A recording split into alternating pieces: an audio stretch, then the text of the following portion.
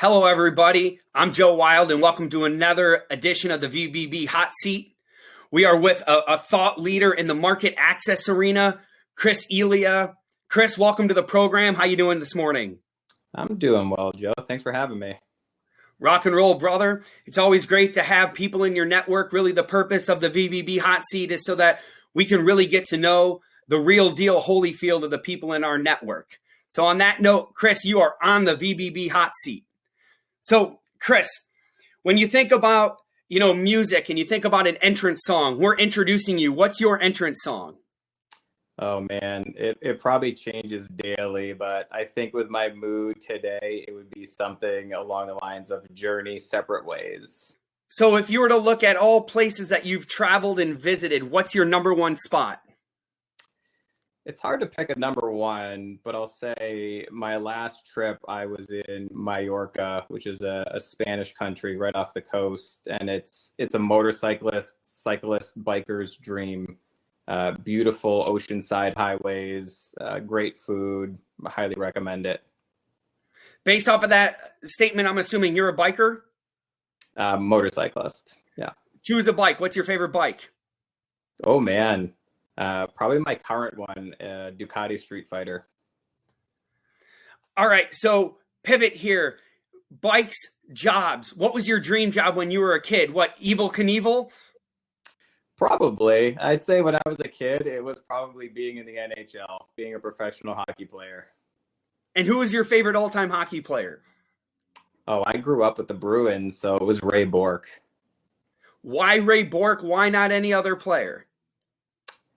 Oh, he was drafted in the league as an 18-year-old.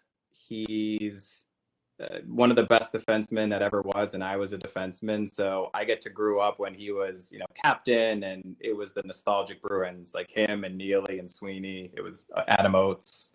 It was such a great team. I guess you're a winner. You associate with winners, right? So, here you are, a leader in market access, so we hear that word all the time. So how would you define market access to the lay person and the true value it has within an organization? Yeah, market access in theory is actually relatively simple. It's really nothing but being able to get a drug to a patient affordably. When they go to pick it up at the pharmacy or get it mailed to them, they can afford it. But by construct, it's actually quite difficult because of basically all the plumbing that has to happen in the back end, the insurance, the minimum PBMs, the different pharmacies that play into it. So there's a lot that goes into buying the drug, distributing the drug, getting it into the patient's hand. So the value is essentially being able to connect those dots and understand how to connect those dots to do two things. Number one, get the product from A to B and make sure that the pipeline is well lubricated, obviously meaning profitable for everybody in the channel. Number two, it gets to the patient.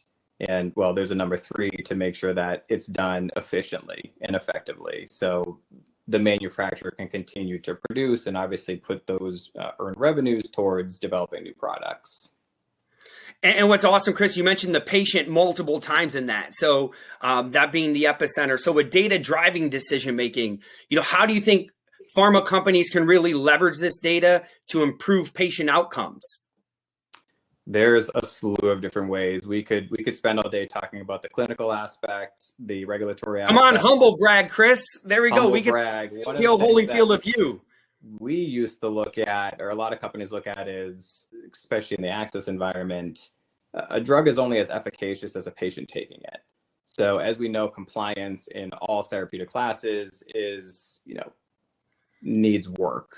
So we generally look at why a patient is or is not taking a drug the way they should, whether or not they're persistent through a long period of time, or whether or not they're compliant taking it as directed, as their physician tells you or as the label tells you.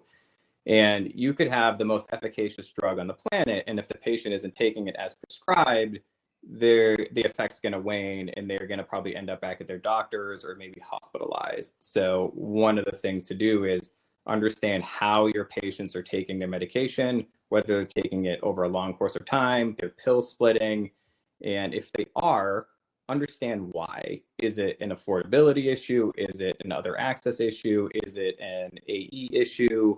there's a lot you can uncover to understand why your patient is or is not taking the product as prescribed, as a label actually denotes. I guess you hit the nail on the head. That's why you're a thought leader in market access and why you're focused on the patient. Chris, Elia, you are off the VBB hot seat. Thank you very much. Thanks a lot, Joe. Rock and roll, brother.